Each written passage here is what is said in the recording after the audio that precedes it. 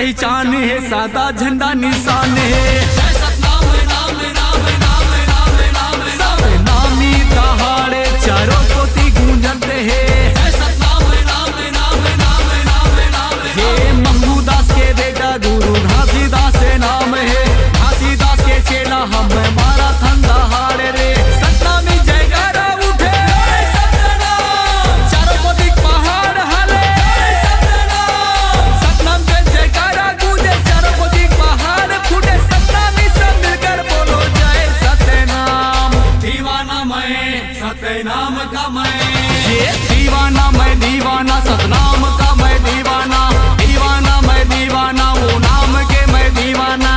जब मारे सतनामी दहाड़ तही जाते पूरा पहाड़। अरे जब मारे सतनामी दहाड़ तही जाते पूरा पहाड़।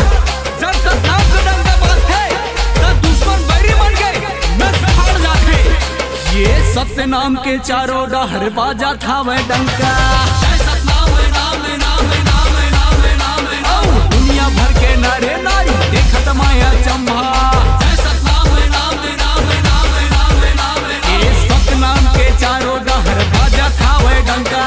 दुनिया भर के नारे नारी देखत माया चंबा। मारे जब सतनामी दहाड़ हिल जाते रे पूरा पहाड़। मारे जब सतनामी दहाड़ हिल जाते रे पूरा पहाड़। सतनामी जयकारा ला बोलत बोलत चलो।